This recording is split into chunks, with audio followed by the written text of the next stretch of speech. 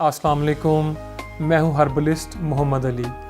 आज मैं आपको ऐसा मुफीद और कारआमद नुस्खा बताऊंगा जिसे हकीम कायनात जनाब हज़रत मोहम्मद सल्लल्लाहु अलैहि वसल्लम ने हज़रत आयशा रज़ी अल्लाह अन्हा को बताया था। ये नुस्खा उन लोगों के लिए बहुत मुफीद है जो अंडरवेट हैं, जिनका वज़न बहुत कम है और वो चाहते हैं कि वो खूबसूरत और अपने आप को स्मार्ट दिखें, उनके जिस्म पर गोश्त आए, यानी कि वो अपने आप को सडोल और तवाना महसूस करें।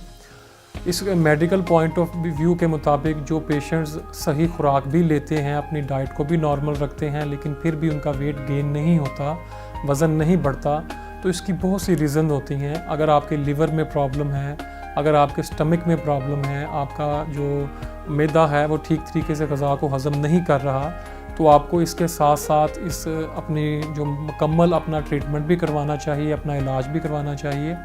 बहुत से लोग ऐसे हैं जो अपनी बैड हैबिट, अपना बुरी आदत की वजह से उनका वज़न सही नहीं बढ़ रहा, जो गुटखा वगैरह खाते हैं, पान वगैरह खाते हैं, स्मोकिंग करते हैं, इसके साथ साथ बहुत सी ऐसी चीज़ें खाते हैं जैसे तुर्श अशिया खाते हैं जिनकी वजह से उनका वज़न नहीं बढ़ता, तो वो अपना मेडिकल ट्रीटमेंट भी करवाएं और साथ साथ ये नुस्खे को इस्तेमाल करें। इंशाअल्लाह ताला चंद दिनों के इस्तेमाल से उनका मैदे का निज़ाम भी ठीक होगा, उनका लिवर भी इंशाअल्लाह ठीक होगा। इसके साथ साथ उनके जिस्म में एनर्जी भी आएगी, जिस्म में गोश्त वगैरह भी होगा, अपने आप को वो फील करेंगे।